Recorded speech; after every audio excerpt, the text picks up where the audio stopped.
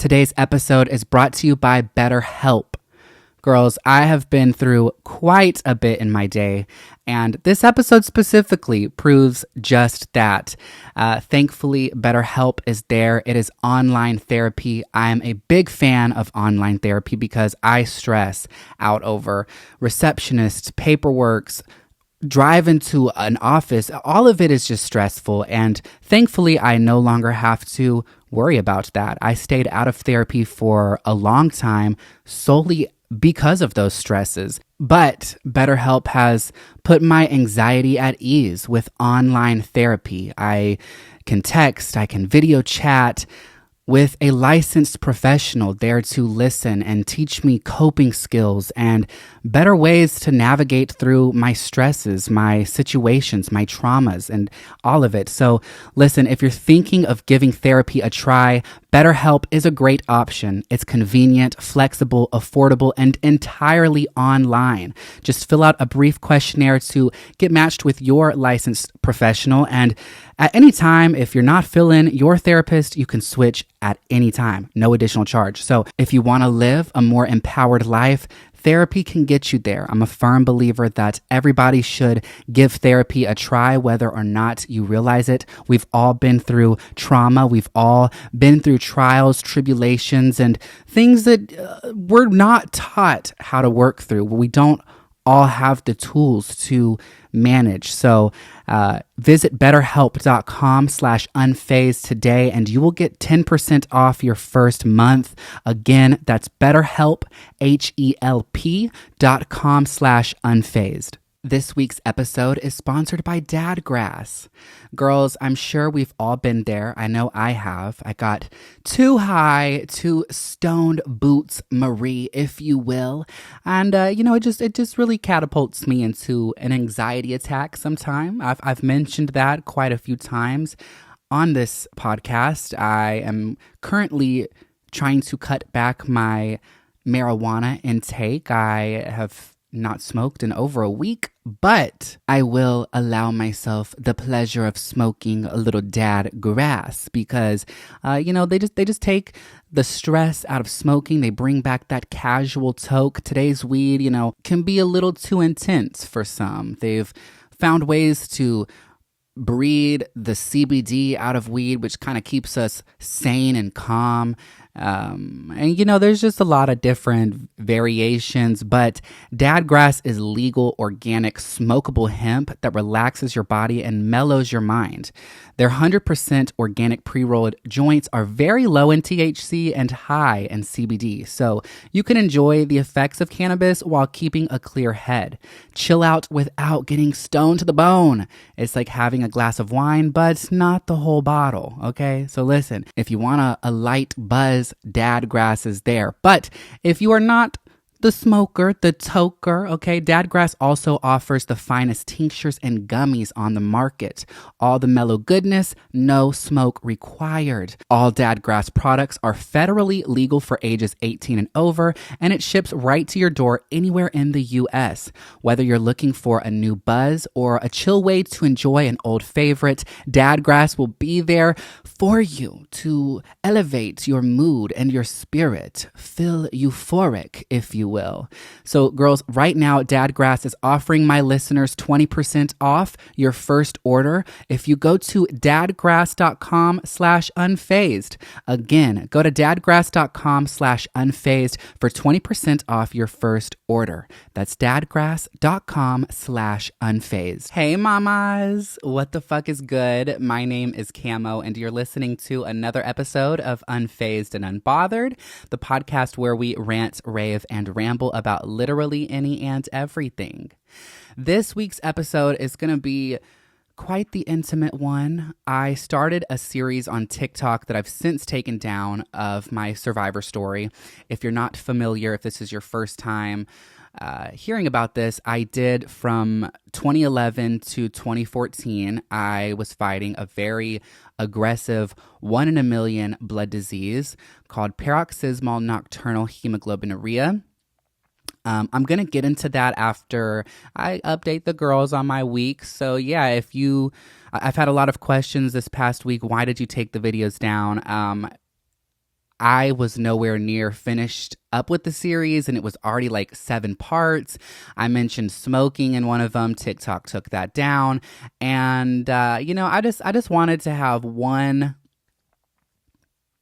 episode or one piece of work where it's just all the details. I know I've touched base on this situation. If you are tuned into the podcast regularly, you've probably heard me mention over the last 2 seasons bits and pieces of that era, but I'm gonna go into all the nitty-gritty details start to finish. And yeah, so before I get into that, let me just update the girls. So this past week it's been a cute and gorgeous week, if I do say so myself. Very productive. I've been going to the gym every day. I'm very proud of myself. I did kind of start slacking when I moved, but I am now fully committed back to going to the gym. Summer is approaching, so I'm trying to get my body right and tight. Okay. I was going to Planet Fitness, but the Planet Fitness that is closest to me is it's like 10 minutes away with no traffic, which is not far at all, but it is on Cobb Parkway, the one that's in Cumberland Mall, so the traffic is a nightmare. That 11-minute drive turns into 25 with traffic, and traffic is like my biggest pet peeve. I have road rage, so I just wasn't going to the gym. It was just more of a hassle to get there than I wanted to put myself through. So there is an LA Fitness that's like half a mile away from my house. So I've been walking to it, which is just, extra exercise. I get my steps in. They also have a pool. I'm not big on cardio. Cardio does serve a purpose. It's great, but I personally don't like cardio machines. They have a purpose, but I love swimming, so I have been getting my cardio in after all. And there's also a sauna, so great for my skin. It's just great. It's great. And I thought LA Fitness was going to be a lot more expensive than it is. It's like $40 a month, so it's worth it. And I get a walk to the gym, so it's I'm doing great. I'm so happy about that. I've also not smoked marijuana since Valentine's Day, which has been great. I don't crave it. I think I've broken my addiction. People say, oh, you can't get addicted to weed. Yes, you can. You can get addicted to anything. You can get addicted to coffee, which I've also stopped drinking. I am drinking a cup right now, but I hadn't drank coffee in like a week either. I have always had a caffeine addiction, and I think that was contributing to my high blood pressure. Miss Mary Jane was as well. So I've had to, nip some things in the bud and do better for myself. And I feel great. I do. I can't wait to wrap this episode up so I can walk to the gym and, just get to pumping. And my Adderall is fully back in my system. It's really got my head back in the game. And yeah, so it's been a great week, to say the least. Very productive for my health and my mental state, if you will. I also started watching The Last of Us. If you have not watched this shit, I highly recommend.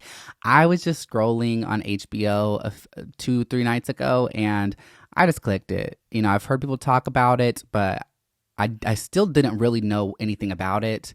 I've just seen a lot of people talk about it, but I didn't even know what to expect at all. And wow, incredible show. I'm on episode 5 right now. Episode 3, I'm not going to give any details away if you have not started it. I highly recommend you do so. But episode 3, bitch, I was bawling my eyes out. It really took me by surprise, the fact that they included such a beautiful story in this chaotic series. So I thought it was great and very progressive. And I loved seeing it. It was so cute and gorgeous, all things considered. But I'm not going to give any details away. Just fucking watch it for yourself. You will not regret it. So yeah, that's been my week. I went thrifting the other day. I posted a TikTok. So if you are, one of my girlies who likes my thrift content, there is a new video up. I did buy this cute and gorgeous top. Somebody referred to it as a princess top in the comments. So that's what I'm gonna call it. I got this princess top. It's like this denim. It's kind of like, it's not a shirt.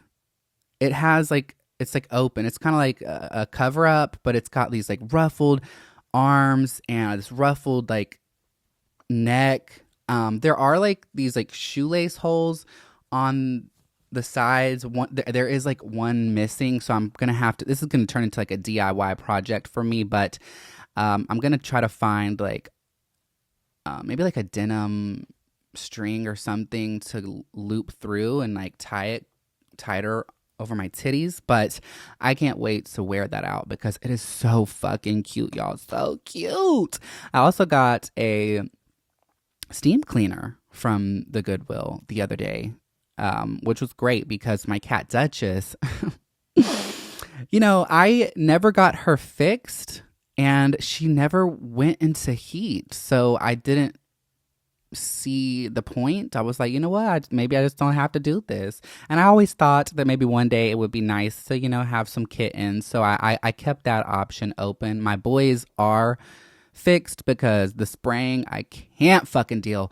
But I don't know what's gotten into her. She's, I guess, a late bloomer. She started going into heat. She's been screaming and meowing so loud at night and just singing her fucking heart out. And she's just all over the boys. And so it's obvious that she is in heat.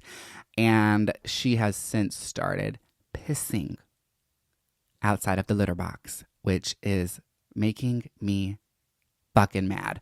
So I did find this steam cleaner and, it really fixed some of the problems I got going around here. But I'm going to get her fixed ASAP because I do not like pee. Ew. Anyways, that's about all the updates I have for this week. So I'm going to go on a break. And when I come back, I'm going to give you girls all the nitty gritty details of my survivor story. So stay tuned. This week's episode is sponsored by BetterHelp.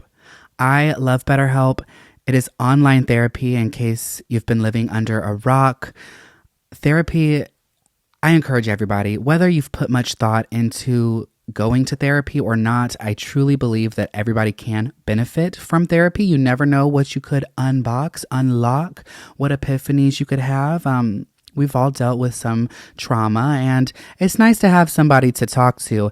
And if you're anything like me, paperwork, receptionists, waiting around, people in my business, all of that just stresses me out and honestly kept me out of therapy. So fortunately for myself and everybody listening, BetterHelp is available. There's an app. You can contact a licensed professional via text, video chat, whatever your preferred method, it is available. You can sign up and get started in less than 48 hours typically. If you are struggling with life circumstances, need somebody to talk to, check them out. BetterHelp. They've taught me a lot of healthy coping skills. I have really made a spectacle out of myself in the past with some of my emotional outbursts, but fortunately, BetterHelp has taught me several ways to express myself in a more healthy manner. And so if you need some better coping skills or you just need to work through something, having somebody there to communicate with you, listen, and give you professional advice, it's great. It's really helped me and it can help you too. So right now, if you go to betterhelp.com/unfazed, today you will get 10% off your first month. If you want to live a more empowered life, therapy can get you there. So again, visit betterhelp.com/unfazed and you will get 10% off your first month. That's BetterHelp, HELP.com/unfazed. This week's episode is sponsored by Dadgrass. Listen, girls, there's enough chaos and controversy in the world to leave anybody's head spinning. The last thing you need is to come home from a long, stressful day at the office, light up a little joint, if you will, only to enter an anxiety attack full of paranoia. And that's exactly what I've been experiencing lately. There's been a few times in my life I've mentioned throughout this podcast, I've had to take a little break, a little step back from Miss Mary Jane. You know, they've found ways to breed out CBD, and there's just so many different variations. Half the time you don't even know what you're buying, especially if you're in, you know, a state like Georgia where it's not legal yet. Yeah, so I don't recommend. Right now I am in my no smoking Mary Jane era, but I will not deny myself the pleasure of Dadgrass because I can ditch the paranoia and take a toke of something low dose and highly enjoyable instead, aka Dadgrass, which is legal organic smokable hemp that relaxes your body and mellows your mind. Their 100% organic pre-rolled joints are very low in THC and high in CBD, so you can enjoy the effects of cannabis while keeping a clear head. Very cute and gorgeous. Chill out without getting stoned boots Marie. Okay, it's like having a glass of wine, but not the whole bottle. All right, so it's just the perfect dose. Now, if you're not a smoker, Dadgrass has you too covered. Okay, Dadgrass also offers the finest tinctures and gummies on the market. All the mellow goodness, no smoke required. All Dadgrass products are federally legal for ages 18 and over and ships right to your door anywhere in the U.S. Whether you're looking for a new buzz or a chill way to enjoy an old favorite, Dadgrass is there for that euphoric mood, okay? Right now, Dadgrass is offering my listeners 20% off your first order when you go to dadgrass.com/unfazed. Again, go to dadgrass.com/unfazed for 20% off your first order. Again, that's dadgrass.com/unfazed. All right, girls, let's get into it. I'm going to do my best not to get emotional, but this was by far the most traumatic event, most traumatic era of my life. So I do still to this day get very emotional recalling and reliving some of these moments. So here we go. Back in 2011, I started to notice my health decline. Now, that summer of 2011, I was at Moe's, the burrito place. I was at a Moe's with my great grandmother, and I remember being in line ordering my food, and I started getting faint. I started feeling like I was going to pass out. I literally pulled up a fucking chair to finish ordering my food. And I didn't put much thought into, you know, what was going on at that moment because nobody just jumps to, oh, I have some condition, you know. I was also obese, and I just figured that I was out of shape. So didn't put much thought into that. Proceeded to enjoy my summer to the best of my ability. But my aunt started taking notice. She is a photographer, and she would take photos of literally, still to this day, everything, every moment, every gathering, everything. Pictures, which is it actually is a beautiful thing, even though in the moment it's annoying, perhaps. But there's so many beautiful memories that she has captured, and I'm very grateful for that. However, it was that very summer that she started noticing I completely lost all color in my skin. My lips, you see, they're a beautiful red color right now, but that summer my skin was turning a hue of green, a light shade of green. If you have ever seen a cancer patient that is what that's how I was looking. You know, I had no color in my skin. I was looking very ghostly, and I've always been pale, but I had no I had no blush in my cheeks. I had no redness in my lips. And so there's photos from back then where you can't tell what's my cheek, what's my lip, and it's very hard to look at. But still, we did not put much thought into that. Fast forward, summer wrapped up. I went to school, and it was becoming very difficult for me to walk through the hallways, and people started pointing out my skin. Still was not thinking there was something majorly wrong with me. I remember my theater teacher, Miss Pierce, one day she approached me and was like, "Hey, are you okay?" And I'm like, "Yeah, I think so. What do you mean?" And she was like, "Cam, your skin is like a yellow green. Have you been checked for jaundice, which is another illness?" And I'd never heard of that, so I didn't put much thought into it. I'm like, "No, girl, I ain't got nothing like that. I don't know what that even is."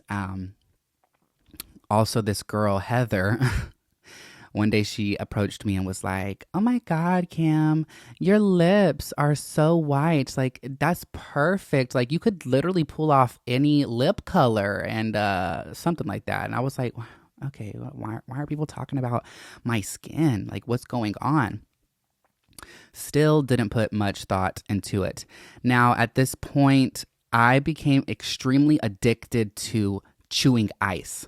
And that is a side effect or a symptom of anemia. So if you are majorly addicted to chewing ice, you might want to look into that. You probably don't have what I had, but you potentially have a form of anemia. So, yeah, I was crunching on ice every day, all day, to the point where when my father would ask me and my brother what we wanted to eat, I always would say Zaxby's. Not because I liked the food, but because they had my favorite ice. It was a fucking problem. I was chewing ice all day, all night. But I was really struggling around this period, and you know, I've mentioned before I was a troubled child, so I got into some trouble here and there, and so I guess, anyways, I started to bring up the fact that I was struggling to my parents. I was popping Tylenol every day because I had the worst migraines that just I could not get rid of. My eyes became very sensitive to light, so when I walked outside, my eyes were hurting, and it was giving me such a migraine. And then getting off the bus, walking up, I used to live in this split level house, so I had to like walk up like 8 stairs, and then I would come into like the foyer entrance area, and then I'd have to walk up 5 more stairs, or I could walk down 5 stairs. Anyways, walking up those stairs, halfway up, I would have to sit down. I would have to fucking sit down because I was almost blacking out. And still at this point, I'm like, I'm just a fat ass. I'm just a fat ass, and you know, I need to get it together. But I one day was in charge of cutting the grass in my very big backyard, and my stepfather at the time, my sister's father, he was just getting on to me because I kept taking breaks. I would like do 1 row and I would almost pass out, literally almost pass the fuck out. And I'm over there like, oh my God, I can't do this. And I was lazy. I was a lazy individual. I still struggle with laziness. So that plus me being out of shape, he wasn't hearing the excuses. He thought that's all it was me just making excuses to get out of cutting the grass. So I plowed through about halfway through the yard until the point where I was like, I'm not doing this. I don't care what you say. I'm about to fall out.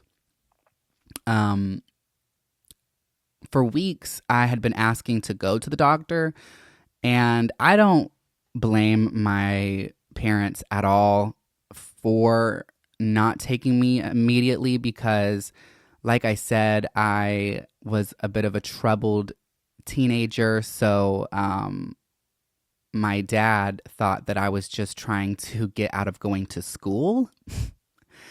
Love you, Papa, but I was really struggling, and he knows that now. But I'd been asking to go to the doctor for quite some time. I was also approaching time to start driving, right? So there was a day where I was supposed to go get my learner's permit, and I, just asked my dad, hey, since I'm already going to miss some school today, just take me to the doctor. Like, I'm not trying to miss school. I wouldn't be asking you to take me to the doctor of all places. Like, maybe if I was like, hey, I don't feel good, let me stay home. Sure, I could understand your hesitation, but I'm asking you to take me to a doctor. So he did. He took me. I went and got my learner's permit that morning. And I went to my pediatrician, explained to them what I was going through, and they drew some blood. They came back, and the doctor's eyes were just so big. Are you sure this is all that's going on with you? Because your hemoglobin is 3.9, which, if you're not familiar, hemoglobin is your red blood cells. Your red blood cells are responsible for giving you energy. That's essentially your energy, and it also carries your blood oxygen. So that was very concerning. The average person sits within the 10 to 15 range, and I was at a 3.9, which they explained to me you typically only see somebody at a 3.9 if they've been in like a major accident and lost a lot of blood. So they were very concerned, and I was then rushed to Children's Hospital of Atlanta off Eggleston. You queens are amazing. So I was rushed there, where I stayed for the next 2 weeks. They did so many tests on me, and it was just a nightmare. I remember the first day laying on this bed. They had done all these tests, and there was this doctor. He was very fact of the matter, and I remember asking him, am I going to die? And he said, that's a very good question. So I was there for the next, like I said, 2 weeks. They couldn't figure out what was going on with me. They wanted to diagnose me with leukemia. However, a lot of my labs indicated otherwise. So they kept doing their due diligence. I had every operation under the sun, all these scans, x-rays, all these tests. And 3 days into my stay, there was a Starbucks in the lobby downstairs. And I had never, prior to this, ever been in a hospital setting for an extended period of time, really ever. And I was becoming extremely anxious, and I started to really, I was miserable, and I wanted to just escape all this chaos that I had endured over the past few days. And I was asking my nurses, hey, can I go down to the lobby? I just want a fucking coffee or a frappe or something, just something where I can feel normal, something to escape. And they were very hesitant to let me go down there, but given the fact that my body had compensated over time and kind of adjusted to such a low level of blood, the nurses allowed me to walk down to the lobby so long as my mother was present. So my mother and I walked down to the lobby, and Starbucks was closed. It wasn't open yet, so fuck. But we were getting breakfast, and I got like a regular coffee, and I had my back leaned up against this island that had like the creamers and whatnot. And my mom looked over, and she could tell that I was like kind of, nodding out. And she ran over to me, grabbed me, and it was like an episode of Grey's Anatomy. All I heard was my mom started slapping me in the face, but it was like, Cameron, Cameron, Cameron, beep, like ringing in my ears. I'm fading in and out of consciousness. My mom is screaming. At this point, there's like alarms in the hospital if somebody's like fallen or if something's happened, and alarms were ringing. Doctors, nurses from all corners, all over the place were rushing towards me. They threw me on a stretcher and rushed me to the ICU. And I'm fading in and out of consciousness. My mother is behind me, screaming, crying hysterically. And I blacked out. And I woke up in the ICU. I was pretty much butt-ass naked. They had taken my clothing off of me and was putting a robe around me, and I was being pumped with my first ever blood transfusion. And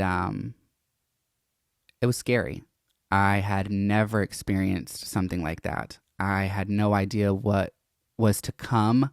I couldn't wrap my head around why I was going through this, and seeing my mother so emotional and so terrified, it was so traumatic. I will say, they told me I was like the fastest person in and out of an ICU. They were able to stabilize me with blood transfusions, and so that was great. But I will say, in that ICU, all of my family was gathered around me, and I'm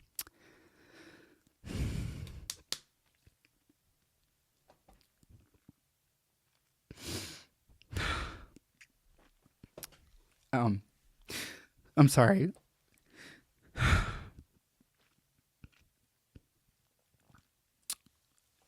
Prior to that, me and my brother, we didn't have the best relationship. We always loved each other, but it wasn't until that moment in the ICU, him sitting beside me, begging me to stay, that I realized how precious he is to me and my family in general. So as much as I would never want to go through that again, and would never wish that even on my worst enemy, I am grateful for that experience because of the bonding or for how it bonded me and my family. Now, I spent the next week and a half, it was 2-week duration, I was in the hospital, and they sent me home for a few days, and they just were doing all these tests on my labs, and they called me back, and I was in this room. They assigned me a doctor, Dr. Nichols. He was so fucking sexy. If you're listening to this, probably not. Dr. Nichols, you are an angel. And me and my mother used to fight over this fine-ass man. And I think, if I'm remembering correctly, I was one of his first patients on his own, like one of his first cases that he was in charge of. So we kind of we kind of bonded ourselves. And he was such a kind man, and he was just everything I needed in that moment. But I will never forget him handing me this pamphlet that said what I had. So I had an illness called paroxysmal nocturnal hemoglobinuria, PNH for short. It is a 1 in a million blood disease where essentially your red blood cells have a protein marker on them, and for whatever reason, still to this day unknown, there's not enough research that can explain why this happens. It just kind of happens. Your bone marrow stops producing protein on your red blood cells, and so my immune system, your white blood cells, saw now at this point your red blood cells as an invader. So they started eating up the red cells before they could reproduce. So I was losing more blood than I was producing. And so the name paroxysmal nocturnal hemoglobinuria in English terms, basically, I was essentially peeing out red blood cells overnight. My body was metabolizing them, breaking them down, and then the next morning I would wake up and basically pee blood. Now, it wasn't as gory as that sounds. It just looked like very dark urine. I don't know, TMI maybe, but my piss was looking like sweet tea every day. And yeah, I remember him handing me the pamphlet and saying the words paroxysmal nocturnal hemoglobinuria. And after that, it was just womp, womp, womp, womp. I couldn't hear or really focus on anything that he was telling me and my family. And I was just tunnel vision, thinking my life is over. And I fell into a very deep depression for the next few weeks. Very, very deep depression. I was watching all these videos every day of people who also had my illness. And I just couldn't wrap my head around why. Why me? Why me? Most of the people who had it were much older in age. And here I was in 11th grade. I think I was like 16 at the time. 16 or 17, something like that. I couldn't understand why, what I had done to deserve this. And truth be told, I didn't deserve that. Nobody deserves that. But those were my thoughts. And, God's timing is impeccable.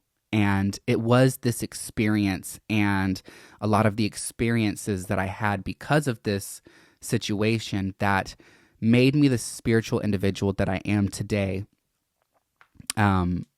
Prior to this infusion drug that they had, it's called Solaris. Prior to that, the prognosis, people's life expectancy with PNH was 3 to 5 years. So there was a big chance that I wasn't going to live long. But with this newfound drug, it wasn't a new drug. It was used for other things, but they started using it for my condition. And what is so crazy, if I remember correctly, it was like that week or like very, very, very recent that this drug was approved in the US. It was also at the time known as the most expensive drug in the world. It was like $20-something thousand for a bag. And I was supposed to get this infusion every week for a few weeks, and then my body was supposed to, get that shit going, and then it was supposed to turn into a bi-weekly thing where I came every other week. Now, that would have been cute and gorgeous, but of course, my body was not responding the way they had hoped, so I was still going every single week. every week, every Thursday, I was in the hospital, and they ended up having to give me the max dose every week, and my body still was not very respondent to the infusion. And I was still blood transfusion dependent. So I was getting blood transfusions very regularly. And over the course of the next 3.5 years, my body just didn't take to the treatment the way they had hoped. And I was receiving, like I said, blood transfusions all the time. And, I'm O negative blood. So there's only 10% of us in the world. And over time, when you've received so much blood, me and my nurses towards the end of my stay, we did the math and went through my chart. I had received over 300 blood transfusions during my stay at Children's Healthcare of Atlanta. And over time, when you've received so much blood, your body builds up antibodies, antibody A, B, C, and towards the end, I was resistant to the whole goddamn alphabet. So it started to become harder and harder and harder to find blood that my body would not reject, that I would not have a reaction to. So there was times where like I needed blood now, but towards the end, it would take sometimes 2 and 3 days to locate blood that I could use. And towards the end of it all, I was getting very sick regularly. I was spending more time in the hospital than out of it. I missed a lot of school, and I really had, I had a better head on my shoulder towards the end of it. I will say now it really affects me when I think back. I now have like major health PTSD, and I'm quite the hypochondriac. Every time anything happens, I'm convinced that there's something majorly wrong with me. But during that period, after I got kind of over that, depressive episode in the very, very, very beginning, I had a good spirit about it. And, my nurses were very confused how I was able to maintain such a level of peace and positivity. But I just had this mindset that it could be worse. It can always be worse. I had all my limbs. I was able to walk. I was able to come and go out of the hospital. I wasn't stuck there on like any machinery. So it was very grim for sure. But I still was very grateful to have a level of quality to life, even though it was very low. But towards the end, I was getting really sick. I had gotten C. diff a few times, which is a very contagious virus, I think, or bacteria that's like in your poop. Look into it if you care. But yeah, you have to be like quarantined when you have C. diff. And I had gotten that like 2 or 3 times. And I was, I'd also gotten staph a few times towards the end. And it was just not cute and gorgeous. I'm going to go on one more break. And when I come back, I'll continue this story. So stay tuned. All right, I'm back, girls. So like I said, I had C. diff, staph, and my body was just going through it. Now, they had tried so many different things. They had so many different theories. Your spleen kind of breaks down and metabolizes certain things in your body, and they had a theory that removing my spleen would slow down the breakdown rate of my blood. So I had my spleen removed, which was so painful. I remember waking up from that procedure screaming. As soon as my eyes opened, I was screaming. My body had felt like it was rearranged, and it was. And I had a hollow space, and like my organs were resettling in different areas, and it was the most painful shit ever. I also had a very big spleen, they said, so that also, was why it was so painful. But yeah, that happened. They also sent me up to Maryland to Johns Hopkins. They thought that they would have a little more insight on my illness, and they suggested I start steroids and immunosuppressants. So I got on those. That didn't do shit. I also, in the beginning, it became difficult to draw blood on me because I'm such a hard stick. My veins have a tendency to roll. Still to this day, when I go get like blood work done, my veins, they just be rolling. So like the nurses would try to stick me to get a vein, and they would roll and my veins would blow. So, a few months into me being sick, backtracking a little bit, maybe a few months actually into me being sick, my veins were just tapped out. I had bruises all up and down my arms and hands, my wrists. My veins were blown all over the place, and they had so many different nurses take turns on trying to get me, and they would stick me sometimes like 50 fucking times before they could get in my vein. They would be fishing it around, which, getting blood drawn is not fun, but, if I wasn't such a hard stick, it wouldn't have bothered me as much. But the fishing in my veins was just so bad. Plus, I was at that time very obese. So, like, getting veins right here, which is where most people get blood drawn, it was just not working. They couldn't even find veins right here on me. So, my best success was in my hands and on the side of my wrist, and this big old juicy vein I've got there. But even then, like I said, my veins were starting to blow, and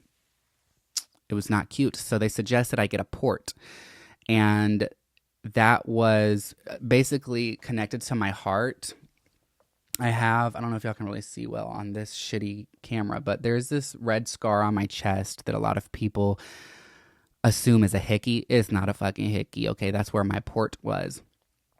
Now, this port, it connects to some valve in your heart, and basically all of the infusions of Solaris I was getting and all my blood transfusions were going directly in my body. And so there was it felt like I had a little rubber bouncy ball in my chest, and it just was easier for them to give me these treatments and stuff instead of having to stick my hands 100 fucking times a visit. So they would just stab me in the same place, and that took a lot of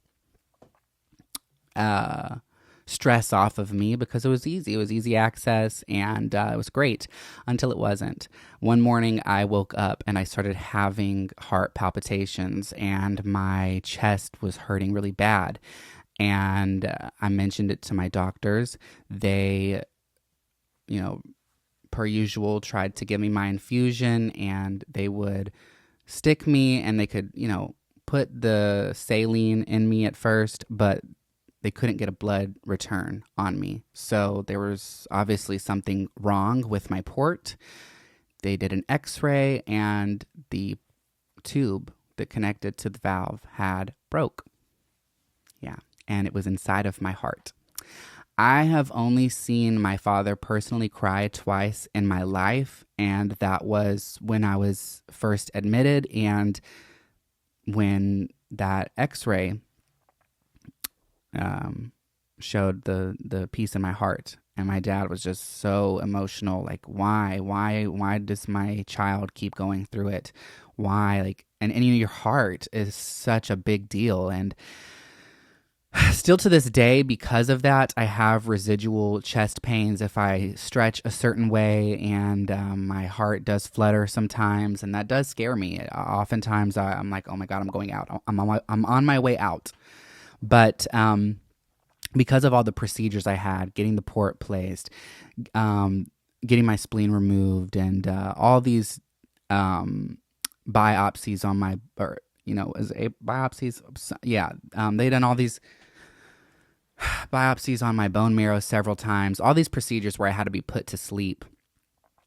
They had given me Propofol, which is the very drug that took Michael Jackson out. They had given me that, and it wasn't effective on me. They couldn't give me more. I didn't fall asleep. So during this procedure where they fished this tool through my thigh, some vein in my thigh, up to my heart, and it had like looked like an octopus, I watched all of this happen on the television, and I remember just feeling like it felt like an alien was inside of me. Just I could feel it going all the way to my heart. And they grabbed the piece and pulled it out, and yeah, no more ports after that. But yeah, so towards the end there, I was getting sick all the time. I was spending more time in the hospital than out of it. And at that point, I had little to no quality of life. I had never experienced freedom. I had never been able to have real fun without my parents. I got real behind on life experiences. I missed out on quite a bit. A lot of people my age were going to work and being set up for their future, and I was fighting for my life. So I got real behind on maturing and growing up. It did mature and grow me in other ways, so, whatever, but I didn't get to have that first job experience, and I had to find other ways to make money because I also just was not well off, so I was doing like eBay and whatnot. But anyways, towards the end there, me and my two best friends, Ariana and William, hey, we planned a trip to go to Daytona Beach.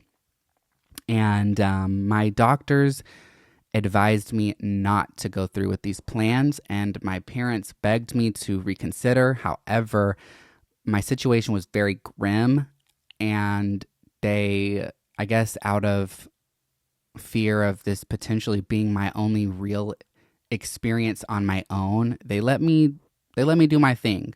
Very hesitantly, but at that point, I think I was 18 or 19. And so, yeah, I was 19. Yeah. So they let me do my own thing, and that was a big mistake. I went to Daytona. I was also, not only was I ill, but I also had a fever, and I had like flu-like symptoms. So I went to Daytona very, very, very sick and weak. And at that point, my body was breaking down the blood way quicker than it once was. And I went down to Florida. We had planned like a 4 or 5 day stay. The first day was pretty cute and gorgeous, all things considered. We went to the beach. I spent half of the day asleep in the room, passed out on NyQuil. And then the other half of the day, I was floating in the ocean high as fuck. And day 2 came around, and I was really sick. I was not feeling good at all. We got in the elevator, and we're going down to the lobby where I started to black out. The doors open on the elevator, and my friends helped carry my half passed out body to a couch. They got me some water and kind of stabilized me a little bit. And I was like, we got to go. I'm so sorry. We have to go. You guys have to take me back to Atlanta. So that's like a 7, 8 hour drive from Daytona to Atlanta. But they were like, why don't we just take you to a hospital around the block? And I'm like, no, y'all don't understand how rare my illness is. Like I would tell my friends these things, and it just like when you're not dealing with it personally, like it's hard to wrap your mind around things. So they didn't fight me on it. I was like, look, I have to go to my hospital where they know me and they have an understanding of, what procedures and protocols to use for me. Because if I went to some hospital down there, they might have just like sent me out and been like, oh, you're just dehydrated, or, oh, we're just going to do this. No. So my friends, they rushed back upstairs, left me in the lobby. They packed all of my belongings, all of their belongings, and we got in my little 99 Civic hatchback. And I should probably also mention there was like a hurricane going on that week in Florida. So even when we were, checking in, there was all these signs in the hotel saying like, "Hey, y'all should probably leave. Like, you should probably evacuate. There is a major hurricane coming." And yeah, so it was probably best regardless that we left when we did, because the storm was starting to really come that day anyway. So maybe God was like, you know what, you just got to really get sick right now so y'all will like understand how serious this is. So we left. My car was flying all over the road for a period because the storm was crazy. And I was in the back seat, in and out of consciousness pretty much the entire ride. And the mission was just to get me to my hospital alive. And that's what my friends did. They drove like 95 fucking miles an hour the entire way. It's a miracle that, one, we did not get stopped or die, because William was just plowing through red lights. There was one red light when we were getting closer to my hospital where all three of us, it was like fucking the Dukes of Hazzard. Like we were all like just holding tight to the oh shit handles, and we are all like the car took flight. There was like a dip, in like a small dip. It didn't, my car didn't like fly or anything, but like, it took flight a little bit. There was like a dip in the road, and we were going so fast plowing through this red light that my car took flight. And crazy to think back to that, but they zoomed me into the hospital, and my doctors were waiting for me with a wheelchair. And I was there for a few days, and it was that situation that led them to do further testing. I had another biopsy on my bone marrow that determined that not only did I have a very rare 1 in a million blood disease, which, let that sink in. 1 in a million. When people say, oh, you won't get bit by a shark, or this won't happen, that's like a 1 in a million. I don't listen to that shit. I do not listen to that shit, because I have been there, done that, messed around. Okay, so not only did I have this extremely rare blood disease, but now it had advanced to aplastic anemia. Now, if you're not familiar with aplastic anemia, it's not like, a lot. I know when I was sharing the series on TikTok, there was a lot of people that were like, oh my God, I have anemia too. My period makes me anemic.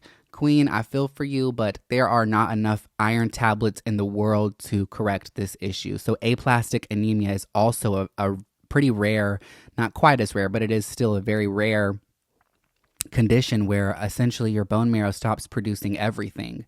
It is no longer producing red blood cells. It is no longer producing platelets or white blood cells. So I had no immune system at that point. And I remember getting a phone call from my doctor, Dr. Nichols. And I was actually at William's house. He was at school. I was with his, I dropped him off at school, and I would stay at his house quite a bit. And I came back to his house to hang out with his sister Shayla. Hey, Queen. And I was with her when I got the phone call, and my doctor was like, hey, basically I could not smoke weed anymore. I was very transparent with my doctors, and they were like, you can't smoke weed anymore because you have aplastic anemia, and you have no immune system, essentially, and smoking can cause mold spores in your lungs if you don't have an immune system, and that would have killed me. So it was looking very grim for me. Now at that point, they had exhausted all of their options, and my hospital that I was receiving treatment at, they did not have a lot of experience. No hospital really has a lot of experience with this condition. In fact, I was one of 3 people they had ever treated with my illness, and one of which responded very well to treatment. I think I met her one time, but she was on that bi-weekly regimen and was not blood transfusion dependent. So she was just, receiving her treatment every other week and was doing great. And the other patient had a perfect they had a twin. They had a perfect match bone marrow. So they had received a bone marrow transplant and it was successful for them. But I did not have a bone marrow match. They did my brother, my father, and my dad was only like a 10% match. My brother was not a match at all for me. So they put me in a registry to find a match, and they couldn't find one. And this is just another example of God's timing, because Dr. Nichols had entered my case into some doctor forum, and that very week, Duke Hospital in North Carolina reached out and said, "Hey, we feel comfortable doing this operation on Cam." So that was very, I don't want to say exciting. Shit, there was nothing exciting about any of that, but it was, I guess, refreshing that somebody was willing to take this risk on me. Bone marrow transplants are very risky. It's like a 50-50 chance you'll even make it through that procedure. And so I went to North Carolina for a few weeks. I had to go through all of these long seminar like classes, if you will, where the doctors were like kind of breaking down like everything that can arise later on in life and the risks involved and all the details of everything. And then I went back home to Georgia for a few weeks, and then in October of 2014 I went back to North Carolina, where they started my bone marrow transplant. I had to get another port on the other side of my chest, and they basically gave me, burping, sorry y'all, chemo, radiation, and this antibody that's from a horse called ATG. I don't really know why that was all necessary, but yeah, the chemo and radiation and all that was just not cute and gorgeous. But this, being in North Carolina, being in Duke Hospital, it, as if like prior had not already woken me up to spirituality and my relationship with God. In North Carolina, I really, really grew such a strong relationship with God. And, they had told me like, oh, the chemo and everything's going to make you very sick, and you're not going to eat, and you're going to get very weak. And so my stepmother, she stayed with me like the whole time. And I'm forever grateful for Miriam. She was my caretaker, my main caretaker, while my dad went back and forth to work, so he could keep his insurance to keep me alive. And she had invited her pastor to come up to the hospital. Now, the day before he had came, I remember just praying. I was like, oh, God. In the beginning stages of a bone marrow transplant, there was like a whole like 7-day, like day 7, day 6, day beep, beep, bop, bop, boop, all the way to day 0, which is transplant day. So there was all these like procedures they had to do for a week leading up to the actual bone marrow transplant, which, by the way, I had received my transplant from, stem cell treatment became very popular in like the past 10 years prior to my my transplant, and there was a lot of success with stem cell transplants. So I basically received a transplant from a mother's umbilical cord. And so yeah, day 0 came, and I got my transplant. Now, there's like a grafting period where your new transplanted cells graft into your bone marrow, and there's like a waiting game where you see if your body's going to respond or reject your transplant. And there was like an acute and chronic, I don't remember the exact words, but basically like there could be a rejection that comes early on, that they could kind of get around with certain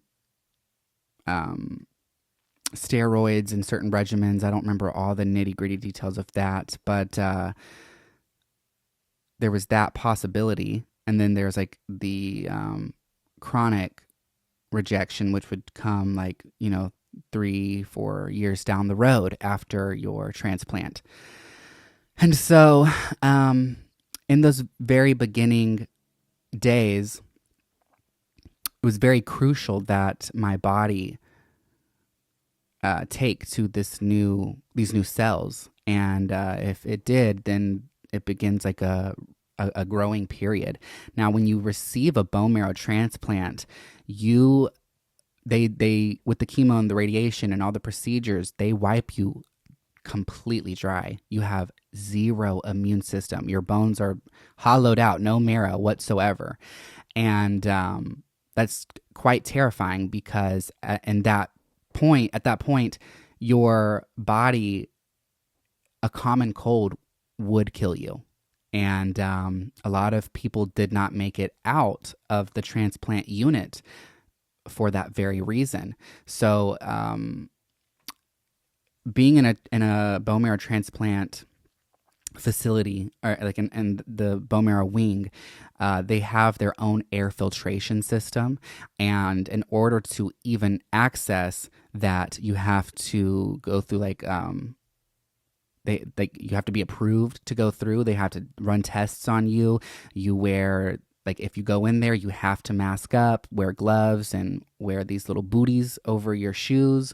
And so it's not taken lightly. And you have to go through, like, they would have like one door that opened, and then there was like a hallway, like a chamber.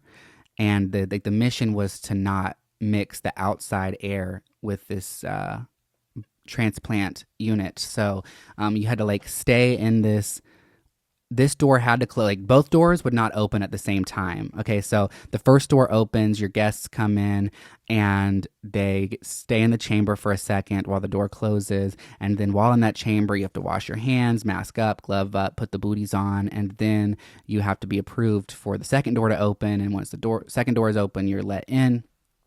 Limited visitors, and if you so happen to even have a sniffle, you were not welcome there at all, and children were not welcome at all. So I wasn't able to even see my little sister, which was very hard for me. And yeah, so it's very, it's a lot to think about and to relive. But in that period, going back to me growing my faith, I was praying so hard that my labs would just all go up. All of the levels would go up. And I had prayed. I was like, God, just let all my labs, all my levels rise. Let all of them just go up. And the next day, my doctors came in and were like, all of your levels are going up. To some degree, some of this is good, but some of this is bad. Like, this is not usual. This is an issue, and some of your levels are an issue right now. And the next day, my stepmother's pastor came up there, and he basically instilled into me how specific you have to be when you pray. Now, I don't identify as Christian. I don't follow the Bible, but I also would never tell somebody that that the Bible is incorrect, because that's the beauty of being an individual. You can believe whatever you want. And at the end of the day, it's just about faith. And I didn't know who I was calling to. I didn't know what they looked like, but my relationship with God personally, you're absolutely entitled to believe and live with different beliefs. That's totally fine. But me personally, I don't see God as a man on a cross with, this story. I see God as light. God is living in me, in you, every one of you listening. God is the trees, the air we breathe, every beautiful detail of this world we live in. That is God. And, I truly believe that. And I think people would be foolish to believe that there is no such thing as a higher power. When you look at religion as a whole, I did grow up Christian, and, I didn't love that experience. But if that works for you, then I'm very happy you find that peace and you have that faith. But when I took a step back from religion, you look at all these other religions, and they're more similar than a lot of people realize. There's, this God, this deity that people worship, pray to. There's these guidelines and these rules that you follow with a promise of an afterlife. And when you take a step back and you see that, what if all of these stories are just telling their own variation of God? God to me is light. God doesn't have a form, but like I said, we all can believe whatever we want, and we're all entitled to that, and that's fair and fine. But anyways, her pastor basically was like, you need to be very specific when you pray. And that's kind of the same thing with manifestation, which I am more of a spiritual individual. So I took that, even though it was coming from a Christian place. I took that, and I remember praying for the specifics. I prayed that night so hard. God, let this level and that level continue to go up, and bring this level down to a normal range. And I swear to y'all, the next day, the doctors came in there and they were like, oh my God, we've not seen this. Your levels somehow overnight went from being scary to now being perfect. Wow. All right. Not going to question that. So that was one instance that really woke me up to faith. And there was one point where, everything started to weigh on me. And it was in that period where I developed really bad anxiety. And one day the walls were closing in on me, and I was so scared. I thought I was going out. And my family all got around me and they prayed. And I swear, when they said amen, it was like an elephant was lifted off of my chest, and I could breathe, and I was okay. And oh wow, just like retelling that is, I've honestly been kind of having anxiety telling this whole story, and just like kind of reliving that is kind of like, again, like bringing like a weight off of my chest right now. But yeah, so the doctors were like, wow, your levels are perfect overnight. Like that's crazy. They had also told me that with the chemo and radiation and everything and all of the medications I was taking, that I was very likely to develop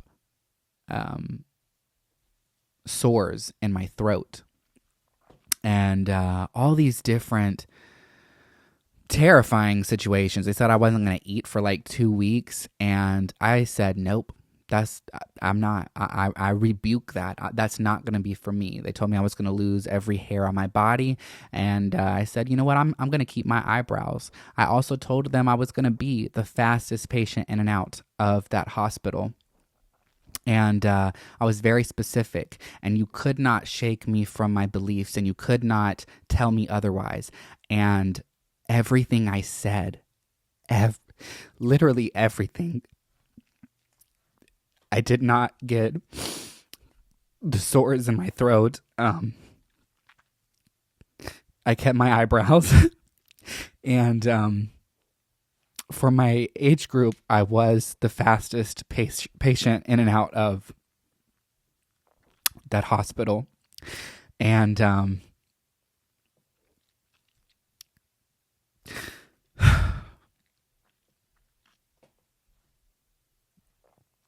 because of all of that and that experience, I forever will have a level of faith.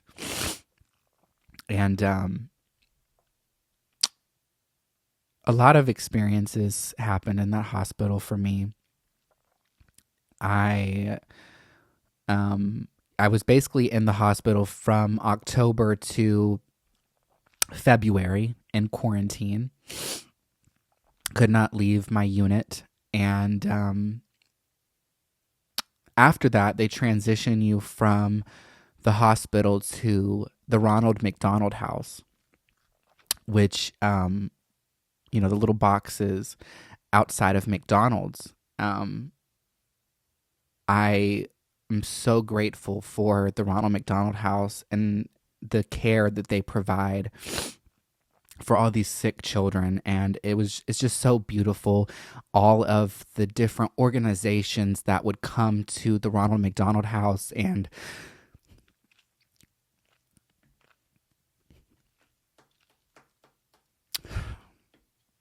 just volunteer their time to all of these sick children.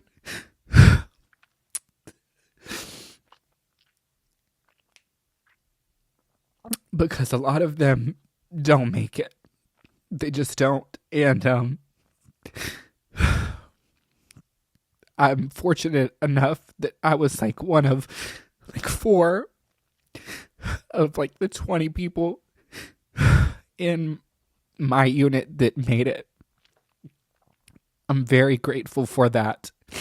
And I firmly believe that we have more power than we believe. And, going back to like my doctors, my nurses were so confused how I was able to come in with such positivity. And I firmly believe that when you give up on yourself, you've already lost. And I'm sorry.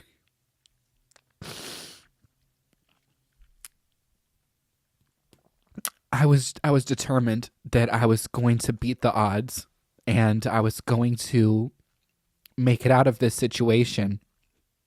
And you couldn't tell me otherwise. No statistic, no roadblock, all of that. None of it was going to rob me of my faith. I knew signing up for that transplant that I was going to have one of 2 stories. I was either going to be a success or I was going to be on all of my family and friends' mantle places, my photo. And I was determined to beat the odds. And I did just that. Here I am today living proof.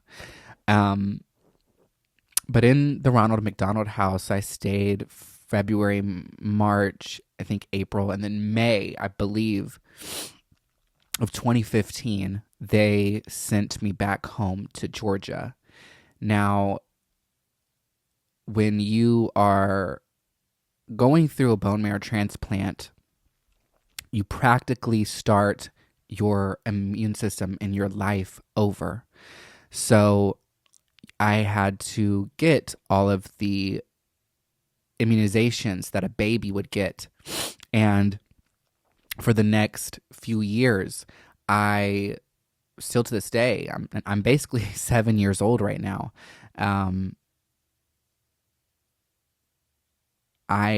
children, they get very sick regularly because they've not been exposed to viruses. And, over time, when you get colds and you get the flu and you get certain viruses, your body kind of builds up resistance to these things. So you kind of handle them better over time. So I basically had to go through childhood all over again, getting sick and whatnot. And, you're not supposed to go out in public for a whole year. You're supposed to be isolated at home. And then at a certain point, they allow you certain freedoms. Like I was told that I could start to go to restaurants again and the movies, but it was very specific. Like if I went to if I went to a restaurant, I had to personally request to be in a wing, like an area where no one could sit around me. And if I went to the movies, it had to be a matinee and I had to sit in an isolated area. And that was just so I could be reintroduced to the air and the bacteria and viruses that are around us all the time. Slowly, though, so it wasn't so abrupt.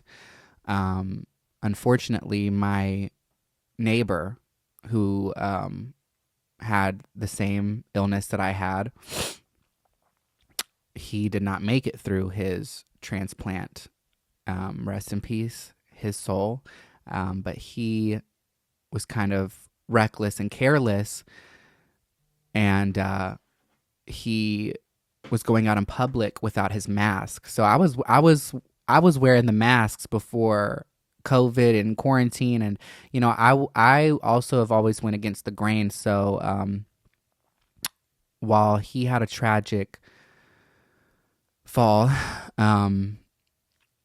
I too didn't follow the rules, and so I'm, again, very fortunate that I'm still here today to tell this story, because I got so bored and it really weighed on me. I didn't have any freedom at all. So I was advised not to go out into public really much at all, but I said, fuck that shit. I was going to the mall still. So stupid. But I did have like a big mask on my face, which prior to, COVID, people saw that and was like, what the fuck is wrong with this person? And people took pictures, people took videos. There was one time back when Vine was a thing, these girls were taking a video of me, and my friend Ariana was so pissed. She went up and popped the fuck off on them. And I went up to them and started filming them. I was like, you think it's funny to take videos of me? Like, I was bald. I had no hair. I was bald and I had a mask on. I was very obviously sick at this Starbucks we went to. And I filmed that video and put it on Vine. And it blew up. And I remember the parents actually reached out to me and was like, can you take that video down? My daughters are receiving all this hate at school. And I'm like, well, it'll teach them a fucking lesson. I didn't take the fucking video down. But anyways, I was going out in public with this mask on, and I made it through. I am here today, obviously. So, over the next, the year period, I had to really be safe. I had to really be mindful of who I spent time around. I could not be around anybody sick, as my cells were still grafting and still, it was so early that I could, like a cold or something could cause my body to reject those baby cells. So I had to be very careful. And I would say, even though I kind of went against the grain, I was still at that point, I was very mindful when I did go out into public, I made sure I stayed far away from people as far as I could. I always had hand sanitizer. I never took my mask off. And I did what I had to do. But while I was like in that isolation, going back a little bit, you don't realize what you take for granted. Like, it's the little things. The first time in months. So like, going back to being in Duke Hospital, which I am so appreciative of Duke and that team and everyone over there. That is the greatest hospital I've ever been to. I was in the children's hospital at that point. I was 20 years old, but from the kids section, there was times I would have to go to the adult area for certain tests. Every doctor, every nurse, every receptionist, everyone in that entire hospital was so kind and so patient and so just the greatest people. They don't hire any Joe Schmo. They don't just hire someone with any degree or schooling. Like, they're very picky and selective with everyone they hired there, and it showed. It showed in the care that I received, and everyone just felt so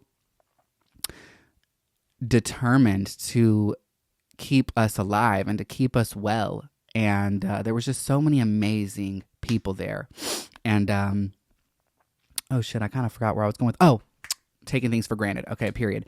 So there's like a process where they kind of implement you back into air. So I could not leave my unit for several months, and there was like a time where they kind of would let you go outside and sit in the fresh air outside. And going outside for the first time, I remember just smelling the air, and it was the most exciting thing, and it was so rewarding. And you don't realize how beautiful life is and how much beauty is out there, because we just go day to day without even thinking anything of it. And so the first time I went outside and I could hear the birds and I could smell the fresh air, I was so happy. I was so happy. There was also a Starbucks down there, and the first time I went to that Starbucks, it was so rewarding. I felt so on top of the world. And then, they let me leave the hospital a little bit for like 2 hours at a time. And so my family would go to like thrift stores, and I couldn't go inside, so I had to stay in the car. But they're also hustlers, so they were, trying to find things to make money to buy food and to pay for a lot of these expenses. So I did not mind sitting in the car. In fact, I was just thrilled to be able to see something besides a hospital room and the Ronald McDonald House. As beautiful as the Ronald McDonald House is, and how great of a facility that is, over time when you're in isolation like that, it really starts to weigh on you mentally. So I do remember sitting in the car just being so happy to be out of that place. And the first time I smelt gasoline, it was like I just lit my favorite fucking candle. I'm like, oh my God, gasoline. I remember that smell. Amazing. Fucking amazing. And still to this day, sometimes I find myself losing sight of the beauty there is in this world. And then I think back to that period, and I just feel a level of gratitude all over again. I'm looking around my room right now, and I think to myself, like, wow, I did this. I beat the odds. I fought through. I was determined. I told myself that I was going to beat this, and I did. And I'm looking around at this microphone I'm recording on, this computer screen that is filming me, my room, everything around me, and this would not be. I very much had all the odds against me, and I made it out. So, you know, I now celebrate. I was celebrating at first. They call it your second birthday. My second birthday, which was transplant day, I believe was November 7th. So, it's kind of my second birthday. So on, November 7th, in the first few years, my family would always throw me like a birthday party on that day, and then my actual birthday, December 2nd. But still to this day, November 7th, I celebrate myself, and very grateful to be here, to have this show, to have the experiences that I've had. And, it taught me a lot, as traumatic as all of that was. And there's a lot of details I couldn't even put into this podcast episode. There was, like, backtracking a little bit. There was one point, when I was going through C. diff. I had C. diff when my mother was tragically ran over by a truck, and it was a freak accident, and she was in critical condition. She had shattered all of her ribs. She punctured a lung. She lost mobility entirely. She was never able to walk again. And while that happened, I was in quarantine for C. diff, and I could not get out. And the second, I remember getting the phone call that my mother was ran over, and I was stuck in the hospital. My life turned upside down. Not only was I fighting for my life, but now my mother was fighting for her life. And the second they released me from the hospital, I immediately went to her hospital, which was such a shitty hospital. Gwinnett Medical, y'all should be fucking ashamed of yourselves with the treatment that they give their patients. Just such shitty fucking nurses and shitty doctors and just shitty fucking people. And I'm still just pressed to this day with some of the treatment that she received there. And she fought for her life. And, my mother's not here to tell this story. She did unfortunately pass away a few years later to lung cancer. But my mom used to always tell the story that she had not opened her eyes really. And the day that I was released from my hospital and got there, that was like the first time she had opened her eyes. And I remember seeing her just so battered up in her hospital bed, with all these like tubes down her throat, and just the likelihood of her not making it out of that situation. She miraculously opened her eyes, and she couldn't talk, but I begged her to stay and to stick around so that she could see me go on to do great things. And my mother was always my biggest fan, my biggest supporter, my backbone, my best friend, my role model. And she just always told the story about how it was me being there that started her fight. And she was in a wheelchair for the rest of her life. And that situation, me fighting for my life and her fighting for her life, bonded us even more than ever. And, I was briefly able to be there for her in the very beginning stages, but then it was that year, 2014, where I had to go get my bone marrow transplant. And unfortunately, I couldn't see my mother at all during that period because she was crippled and fighting for her life. And they had sent her to, I forget, the place where whatever president had polio. Sorry, I might sound ignorant, but whatever Springs, I think it's some Springs in Georgia. Horrible fucking place. They tortured her there. They were not good to her. And they tried to kill her. They did. She got out of there, thank God. Horrible place. Horrible fucking place. If you're listening to this and you have any, you need to like send someone to rehabilitation anywhere else besides that place, please. But I couldn't be there for my mother and she couldn't be there for me. We were both fighting for our lives. And I ended up beating the odds, and I'm here today. And you know, she had made a lot of progress herself, and I remember coming back from North Carolina, and I was just so happy to see my mom again. And we bonded. We became closer than ever during that experience, and so it's just crazy to think of my life story and my testimony and some of the things that I've been through at such an early age. All the trauma and all the trials and tribulations make me who I am today. And I don't regret any of it. I would never want to go through any of it again. And I'm very grateful that I made it out. But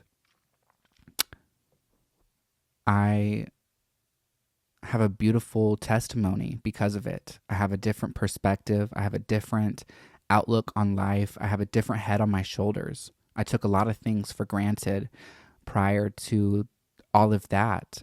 And, you know, some people might hear and be like, damn, you really went through that and like, that sucks. But at the same time, like I said, I don't regret it at all. Also, I forgot to mention this point, but early into my illness, my mother was definitely the type of person that she would, I don't want to say milk the situation because I was chronically ill, but she did. At that time, I was like 17-ish, and she had brought up the Make-A-Wish Foundation. She's like, well, doesn't Cam qualify for that? And, you know, the Make-A-Wish Foundation, they are great. They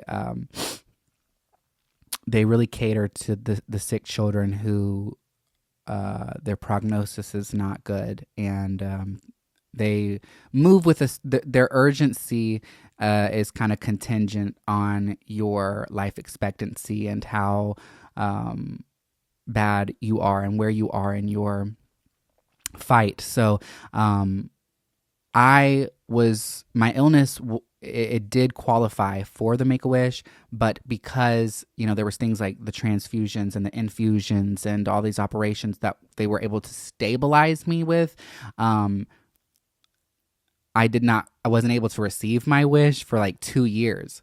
So, you also have to be 18 or younger. So I qualified at the right time, but, if I had waited much longer, I wouldn't have qualified. But the Make-A-Wish Foundation is an amazing foundation, and they do so many beautiful things for so many unfortunate people. And I tried to milk that shit myself. You know, they give you a pamphlet of your 3 wishes. And I was like, you know what? If I'm going to get one wish, I'm going to really make the most of it. So my first wish was not to just meet Lady Gaga, but to fly to New York and record a song with her. Yeah, I don't think they had the budget for that. My second wish was a vehicle, which they turned down real quick. I guess, you know, parents could take advantage of that wish, so they ruled that one out. And my third wish was to have a home studio, but not just any home studio. I was very specific with the computer I wanted. I wanted a 15-inch Retina display MacBook Pro, and the Make-A-Wish Foundation got with Guitar Center, and they fulfilled my wish. I had a $10,000 home studio, and I brought that studio with me to the hospital in Duke in North Carolina. And So not only was I fighting for my life, but I had brought my recording equipment and I recorded an EP up there while receiving chemo and radiation. While fighting for my life, I had my equipment in there and I was recording music. Um, and I had recorded an EP there that I was selling to my nurses and doctors for $5 a piece. And a lot of the parents that were also at Ronald McDonald, they bought them. So if you have one of those, I signed them and I wrote the track list on them with Sharpie. Hold on to that forever, okay? It's gonna be worth something one day, I promise you. Uh, but I was a hustler, you know. I was sick, but I still wanted money. I still was a little entrepreneur. So, anyways, uh, that is my story. That is my survivor story. How I beat the odds. Um, it was scary. It was very grim, and I'm just blessed to be here to tell this story today. So, don't take your health lightly. Take care of yourself. If you feel like there is something going on, seek help.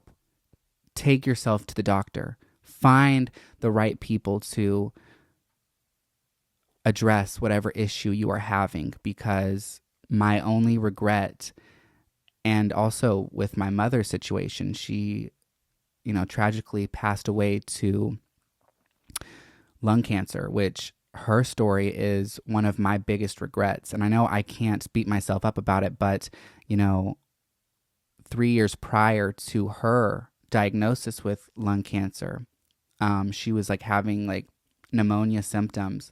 And I took her to Grady Hospital in Atlanta. We stayed there for a full 24 hours.